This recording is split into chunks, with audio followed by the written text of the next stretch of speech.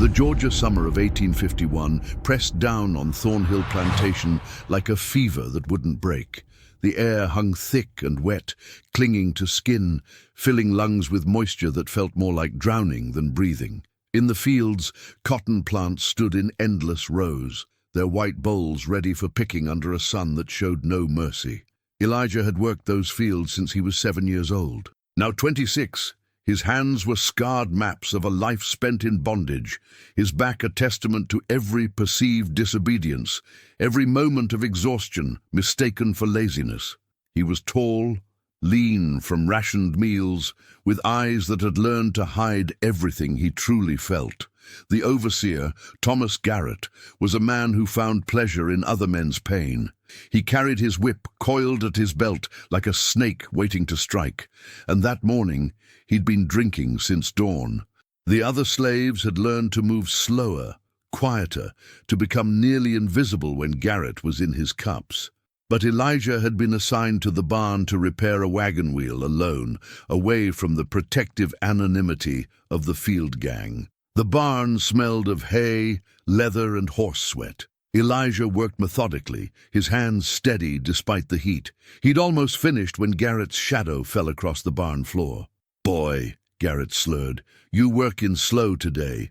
"No, sir, almost done, sir," Elijah replied, eyes down, voice carefully neutral. "Don't you talk back to me." There was no winning this. Elijah knew it with the certainty that comes from years of experience. Silence was defiance. Speech was insolence. The whip was coming regardless. The first lash caught him across the shoulders, then another and another. Elijah counted them silently. 5, 6, 7, until his vision began to blur. The pain became something distant, a sensation happening to someone else's body. Where are you watching from right now? Drop your location in the comments below, and if you haven't subscribed yet, do it now, because what happens next is something you won't believe. On the 15th lash, Elijah's legs gave out. He collapsed forward into the dirt, tasting blood in his mouth. Garrett circled him, breathing hard from exertion and whiskey.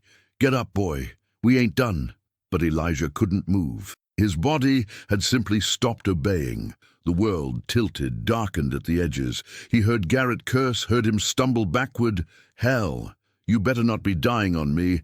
Master Thornhill don't take kindly to damaged property." The last thing Elijah heard before darkness claimed him completely was Garrett's boots running across the barn floor, and then nothing, no sound, no light, no pain, just nothing. Before we begin this journey into one of the American South's darkest and most unspeakable stories, I need to ask you something. Where are you watching from? Drop your location in the comments. And if this is your first time on our channel, subscribe now. Because what you're about to hear is a story that official history tried to bury, but memory refused to forget. Dr. Samuel Weathers arrived at Thornhill Plantation 2 hours after Garrett sent word. He was a thin man with wire-rimmed spectacles and the perpetually distracted air of someone who considered plantation medicine beneath his skills. He'd been educated in Charleston, had once harbored dreams of practicing in a proper city hospital, but debts and whiskey had deposited him here, tending to livestock and slaves with equal disinterest. Master Jonathan Thornhill stood in the barn doorway, arms crossed, face flushed with barely contained anger. He was a man in his 50s, prosperous from generations of inherited wealth and unpaid labor, who viewed disruption to his property with personal offense. "Well?" Thornhill demanded, as Weathers knelt beside Elijah's motionless form. The doctor placed his fingers against Elijah's neck, searching for a pulse. Finding nothing, he lifted one of Elijah's eyelids. The eye beneath stared ahead, unseeing. Weathers pressed his ear to Elijah's chest, listening for the sound of breath or heartbeat. Silence. "He's gone," Weathers announced, standing and brushing dirt from his knees. "Heart likely gave out from the exertion and heat. Happens sometimes with the weaker ones." Garrett, standing in the corner, shifted nervously. "I didn't hit him that hard. Just correcting some laziness, that's all." Thornhill waved a dismissive hand. "Elijah was never particularly strong, always seemed sickly. It was a lie, but a convenient one. "What's the procedure, doctor?" "Bury him quickly, given the heat. Bodies deteriorate fast in this weather. I'll sign the death certificate. Cause of death: heart failure brought on by natural weakness of constitution. Weathers pulled a small flask from his coat pocket and took a long drink. My fee is the usual." Money changed hands. Papers were signed. Within the hour, word had spread through the slave quarters. Elijah was dead. Old Ruth, who'd helped birth Elijah and raised him after his mother died, wept quietly in her cabin. Young Samuel, Elijah's closest friend, stood motionless in the field, hoe in hand, staring at nothing. The other slaves moved through their work like ghosts, each one thinking the same thought they'd thought 100 times before. It could have been me. By evening, a simple pine coffin had been constructed. 3 slaves carried Elijah's body from the barn, laid him inside, and nailed the lid shut. No ceremony, no prayers said aloud. Those were forbidden. The masters feared religion among slaves, feared any gathering, any words that might kindle hope or solidarity. The coffin was loaded onto a wagon. Garrett, still nervous, volunteered to handle the burial himself. "I'll take it to the far edge of the south field," he told Thornhill, "near where we buried the others." What Garrett didn't mention was his plan to dig the grave as quickly and shallowly as possible, then spend the rest of the evening at the tavern in town, trying to drink away the image of Elijah's unseeing eyes. The south field stretched out in darkness, bordered by a line of ancient oaks, whose branches formed twisted silhouettes against the evening sky. This was where Thornhill Plantation buried its dead slaves, far from the family cemetery with its marble headstones and carefully tended plots, far from anywhere the living had to think about them. Garrett brought the wagon to a stop beneath the oaks, the coffin rattling in the back.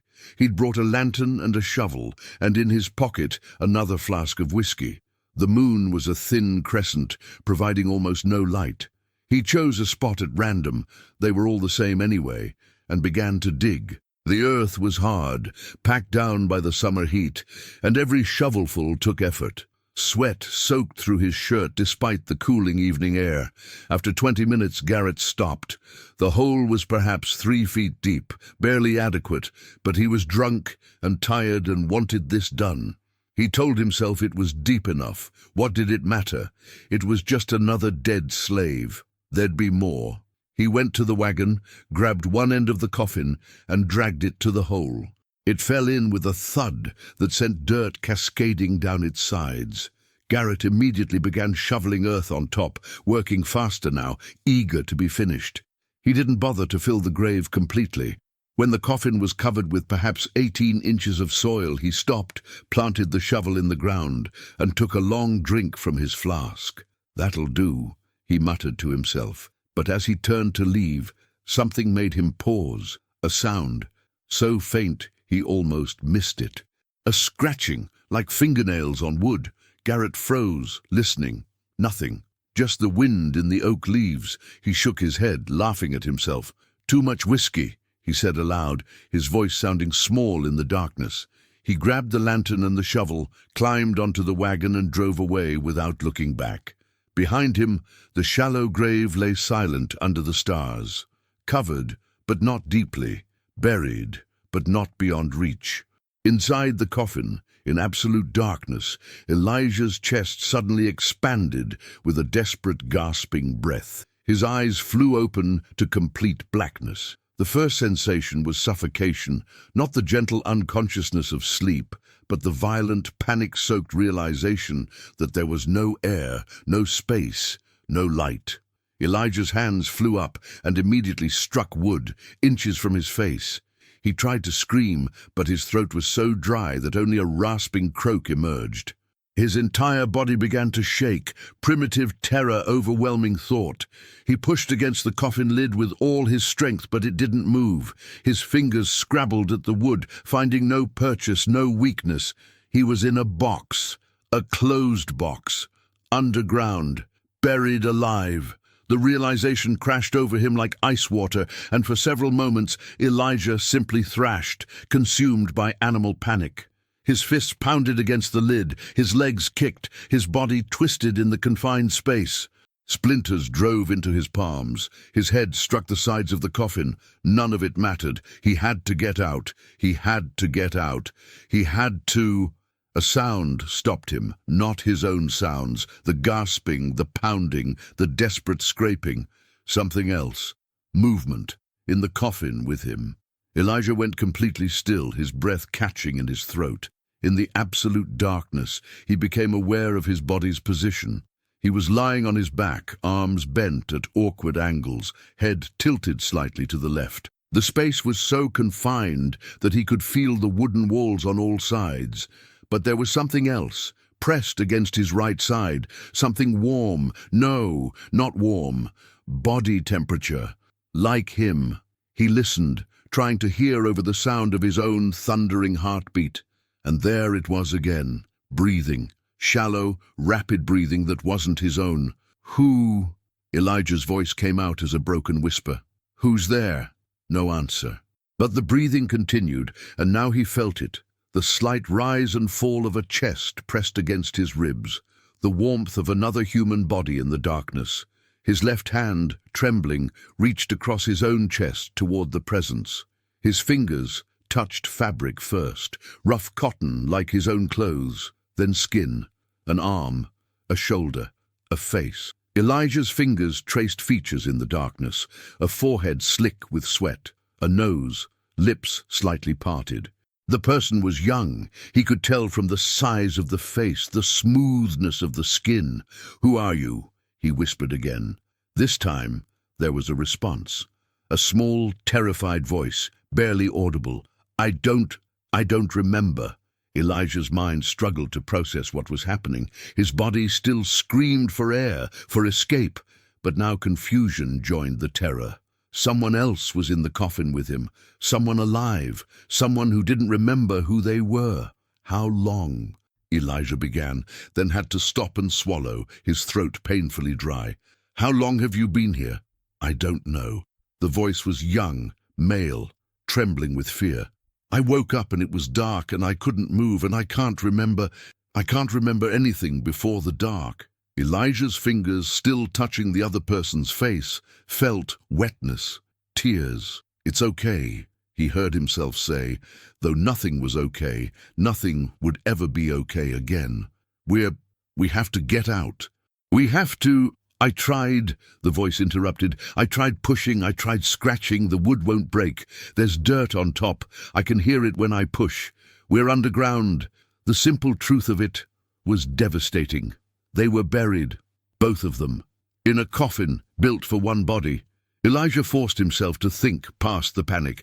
If they were both alive, both awake, then maybe they could work together.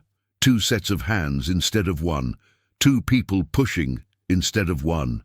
"What's your name?" Elijah asked. "Can you remember your name?" A long silence, then, "Joseph, I think it's Joseph. Joseph. I'm Elijah. Listen to me, Joseph. We're going to get out of here, you understand? We're going to push together. On 3, we both push up as hard as we can. Can you do that?" "Yes." The voice was steadier now, clinging to purpose like a drowning man to a rope. 1, Elijah said, positioning his hands flat against the coffin lid. He felt Joseph do the same beside him. 2, 3, they pushed. Elijah felt Joseph's body tense with effort beside him, felt the coffin lid resist, felt dirt shifting above them. For a moment, nothing happened. Then, a crack, small but real. A trickle of soil filtered through the gap, falling onto their faces. "Again!" Elijah shouted. 1, 2, 3! They pushed harder. The crack widened. More dirt poured in, getting into their eyes, their mouths. The coffin lid was bowing upward, breaking. Once more, everything you have. This time the lid splintered with a sound like breaking bones. Earth cascaded down, covering them, filling the coffin. But there was space now, movement, air, stale and filled with dirt, but air. Elijah clawed upward, hands digging through soil, pulling himself up. Beside him, Joseph did the same. They weren't free yet, but the grave was shallow, and they were moving, rising, fighting their way toward the surface, like men drowning in earth. Elijah's hand broke through first, fingers emerging into night air. He pushed harder, his head clearing the surface, gasping and spitting dirt. A moment later, Joseph's hand appeared beside his, then his head. They dragged themselves out of the grave and collapsed on solid ground, coughing, retching, alive. For several minutes, neither of them could do anything but breathe. Elijah lay on his back on the grass, staring up at the night sky, his chest heaving. The stars above seemed impossibly bright after the absolute darkness of the coffin.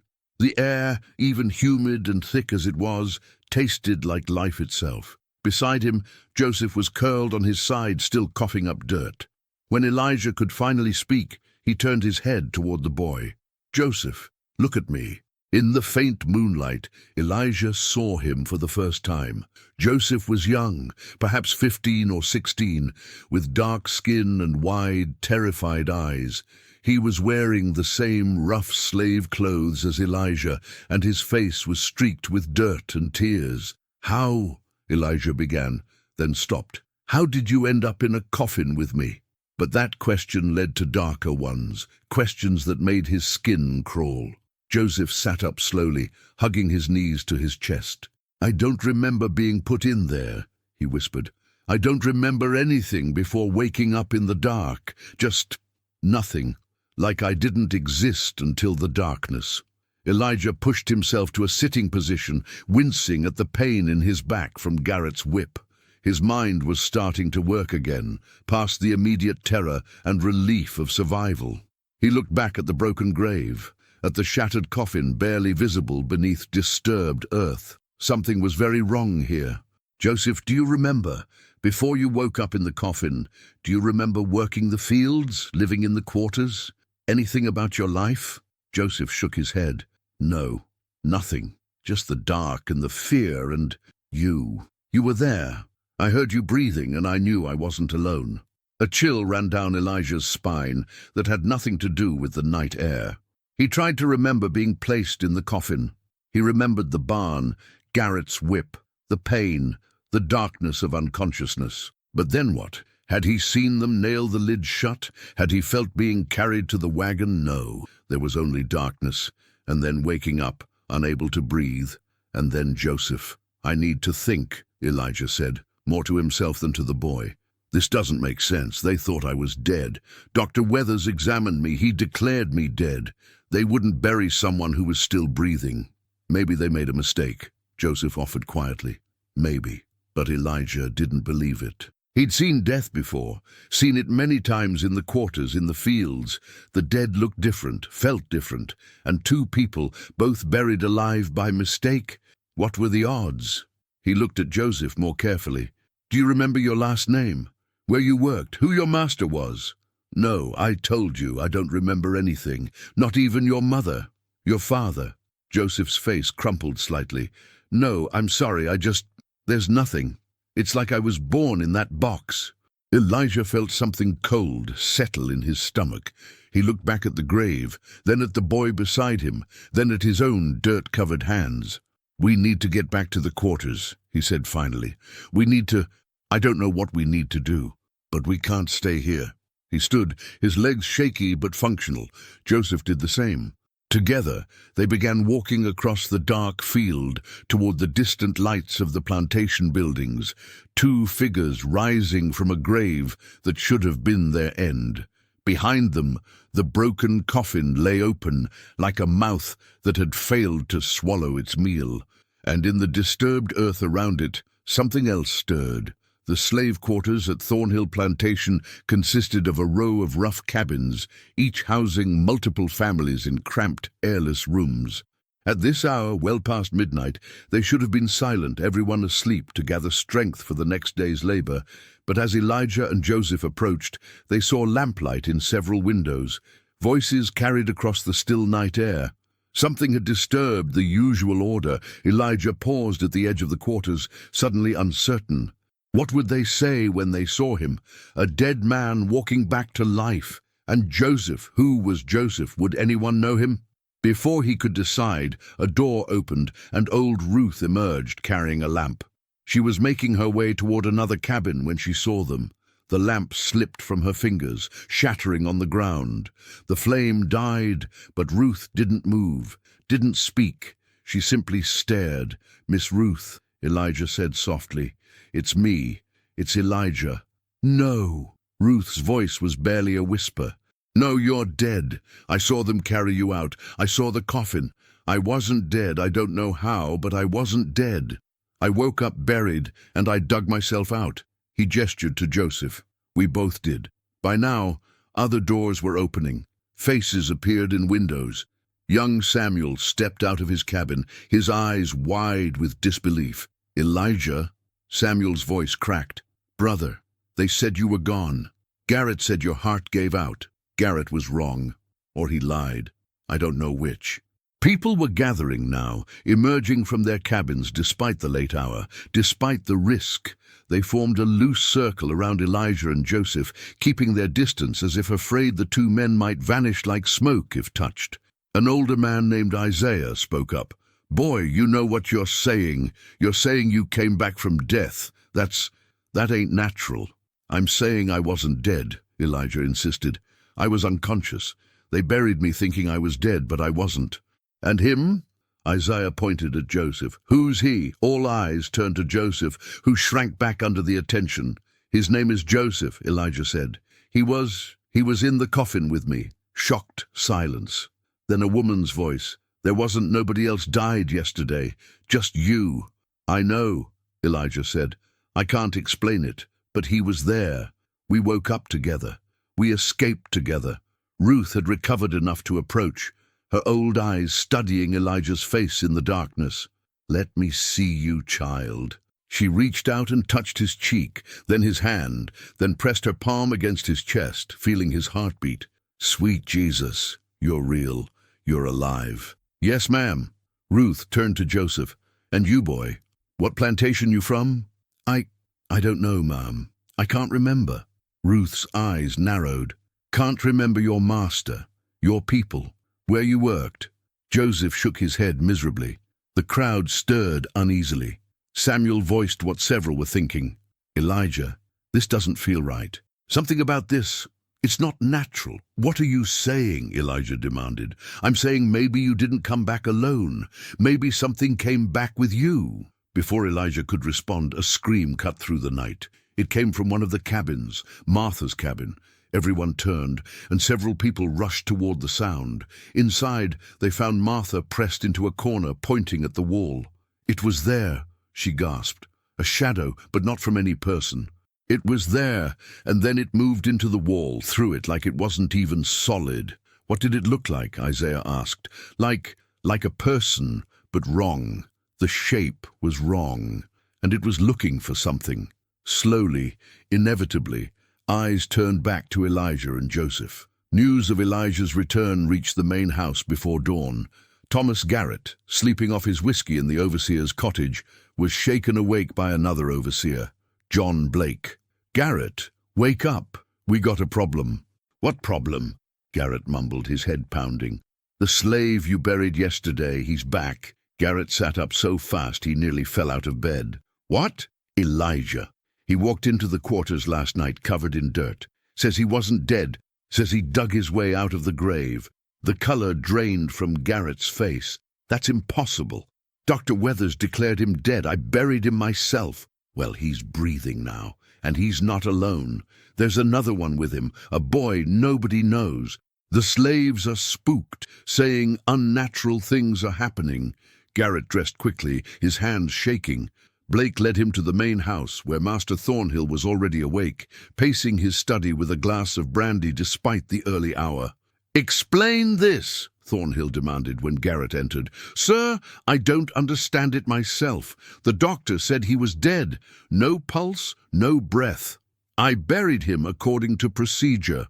Apparently not deeply enough if he could dig himself out. It was dark, sir, and the ground was hard, and I thought, you thought wrong." Thornhill took a long drink. "This is a disaster. The slaves are already talking about signs and spirits. If word of this spreads to other plantations, we'll have unrest, runaways, rebellion even."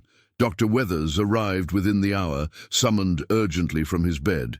He examined Elijah in the barn under Thornhill's watchful eye, feeling for a pulse, listening to his heartbeat, checking his eyes. "His heart is strong," Weathers said, confused. "Breathing is normal. He shows every sign of robust health." "You declared this man dead yesterday," Thornhill said coldly. There must have been some cataleptic state, some deep unconsciousness that mimicked death. It's rare, but documented in medical literature. The heart slows to almost imperceptible levels. Breathing becomes so shallow as to be undetectable. And the other one? This Joseph. Weathers examined Joseph, who sat quietly, eyes downcast. He appears healthy as well, though his inability to recall his past is concerning. It could be psychological trauma from whatever he experienced. But even as Weathers spoke, he felt uneasy. Something about Joseph seemed off. The boy's eyes, the way he moved, the strange blankness when asked about his past. It wasn't normal amnesia. It was as if the boy had no past to remember. After Weathers left, Thornhill called Garrett and Blake into his study. "I want them separated," he ordered. "Elijah goes back to work but watched constantly. This Joseph, put him in the locked storage shed until we figure out what to do with him. And I want both of them kept away from the other slaves. No talking about what happened. Anyone caught spreading stories about the dead rising gets 20 lashes. Understood?" "Yes, sir," they answered in unison. But as Garrett walked back toward the quarters to carry out the orders, he felt a creeping dread. He'd buried Elijah in a shallow grave, yes, but he'd also nailed that coffin shut himself. The lid had been secured, yet somehow it had been broken open from inside. And Joseph, where had Joseph come from? That night, alone in his cottage, Garrett woke to the sound of scratching, like fingernails on wood. He sat up, heart racing, and listened. The sound was coming from beneath his bed. Scratching, scraping, like something trying to dig up through the floorboards. 3 days passed. Elijah was returned to the fields under constant watch, forbidden to speak to the other slaves except when necessary for work. Joseph remained locked in the storage shed, given only water and minimal food. Master Thornhill had sent word to neighboring plantations, asking if any had lost a young slave matching Joseph's description. No one had. It was as if Joseph had appeared from nowhere. In the quarters, despite Thornhill's orders, whispers spread like fever. Old Ruth spoke of spirits that walked between worlds. Isaiah mentioned the old stories from Africa, of those who died wrong and came back changed. The younger slaves tried to dismiss it as superstition, but at night, when shadows moved in ways they shouldn't, doubt crept in. Samuel found a way to speak to Elijah during the lunch break, when the overseer's attention was elsewhere. "Brother, what really happened in that grave?" Samuel whispered. Elijah wiped sweat from his face, his eyes troubled. "I woke up in darkness. I couldn't breathe, and Joseph was there beside me. That's the truth. But how did he get there? I don't know." "Elijah," Samuel hesitated. "Some of the others, they're saying Joseph ain't right, that he's not a real person, that he's something else that came back with you." "That's foolish talk, is it? He don't remember nothing. Nobody knows him. And Martha wasn't the only one seeing things. 2 nights ago, little Jim saw something outside his window, a shape that looked like a person but moved wrong, jerked and twisted like it didn't understand how bodies work. Elijah wanted to dismiss it, but he couldn't, because he'd been having strange dreams since returning. Dreams of being in the coffin, but in the dreams, when he turned to look at Joseph in the darkness, the face he saw wasn't human. It was something trying very hard to look human, but failing. That night, Thornhill was woken by screaming from the slave quarters. He rushed outside with Garrett and Blake, rifles in hand, to find chaos. Slaves were fleeing from one of the cabins, terror on their faces. "What's happening?" Thornhill demanded. Isaiah stepped forward. "The storage shed, Master. It's empty. Joseph is gone. But we seen him walking through the quarters, and he ain't walking right. He's looking for something." "That's impossible," Blake said. "That shed was locked. I checked it myself at sunset." They went to the shed. The door was indeed locked, the padlock secure. But when they opened it, the shed was empty. No sign of forced escape. It was as if Joseph had simply passed through the locked door. "Find him," Thornhill ordered. Search everywhere. He can't have gotten far. But the search found nothing. Joseph had vanished. At dawn, they found something else instead. In the south field, near the grove of oaks where Elijah had been buried, the earth had been disturbed. Not at Elijah's grave, that remained broken and open, the shattered coffin visible within. No, this was a different place. Several yards away, another grave had been opened from below, an old grave from weeks or months past. The earth was pushed aside, and in the shallow hole, another broken coffin lay empty. Garrett stared at it, his face pale. "Oh, God! What is it?" Thornhill demanded. That's where we buried Samuel's brother Marcus. He died of fever 3 months back. I buried him myself. And now his grave is empty. They found a third disturbed grave before noon, and a fourth, all in the slave cemetery. All shallow graves, all empty. By evening, Thornhill had sent for the sheriff, for the preacher, for anyone who might have answers, because this was beyond his understanding, beyond natural explanation. The slaves knew, though. They gathered in whispered groups and spoke the truth that the white men couldn't accept. Something had been buried in those shallow graves, something that wasn't quite dead, and Elijah, when he broke free, had shown them all the way back. The plantation descended into controlled panic. Thornhill ordered armed men to patrol the grounds. Slaves were locked in their cabins at night. Dr. Weathers, summoned again, could offer no medical explanation and drank himself into unconsciousness to avoid thinking about it. Elijah, still under guard, was brought before Thornhill in the main house. He stood in the parlor, dirt still under his fingernails, and faced the master who owned him. "Tell me the truth," Thornhill said, and for the first time since Elijah had known him, the man's voice carried fear instead of authority. "What did you see in that grave?" Elijah met his eyes. For years, he'd kept his eyes down, his voice subservient, his true self hidden. But something had changed in the darkness of that coffin. He'd touched death and come back. He'd been buried like garbage and clawed his way to life. What could Thornhill do to him now that was worse than that?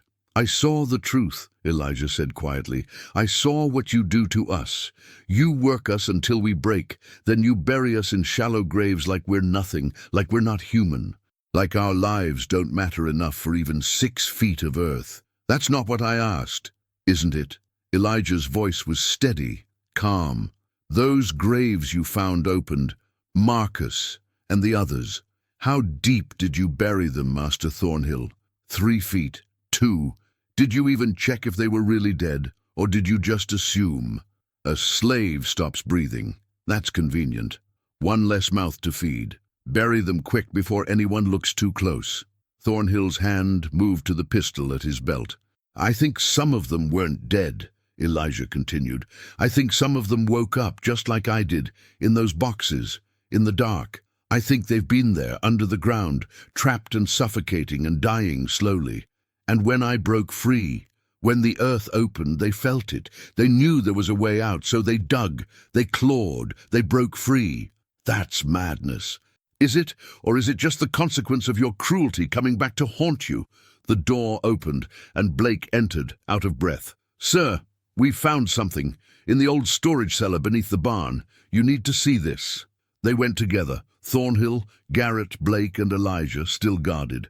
The cellar was accessed through a trap door, leading to a dark space where tools and old equipment were stored. Blake led them down with a lantern. In the corner, they found them. 4 figures, including Joseph, huddled together in the shadows. They looked human from a distance, but up close something was terribly wrong. Their movements were jerky, uncertain. Their eyes were unfocused. They seemed to be trying to remember how to be alive. When the lantern light hit them, they turned as one to look at Elijah. Joseph spoke, his voice hollow. "We woke up, like you. We felt you break free, and we knew we could too. But we've been under so long, we don't remember how to be." Thornhill raised his pistol, hands shaking. "Don't!" Elijah said sharply. "They're not dangerous. They're confused. They're victims." "Victims of what?" "Of you. Of this system that treats us like we're already dead."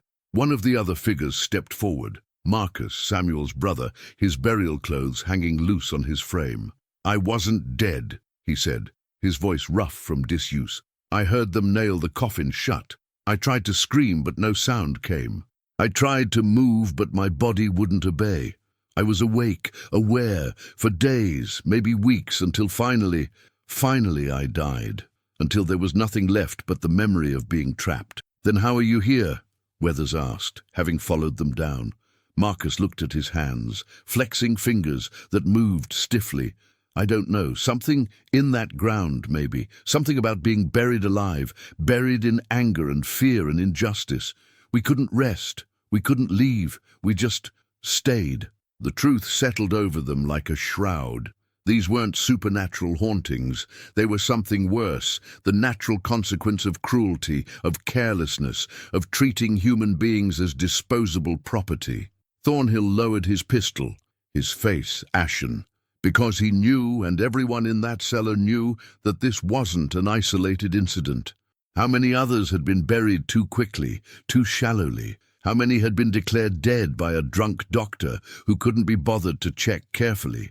How many were still there, in those graves, trapped in a twilight between life and death? The plantation's dark secret had literally risen from the ground to confront them, and there was no putting it back. 3 weeks later, Thornhill Plantation was sold. The official record cited financial difficulties, but the truth spread through whispered conversations across Georgia.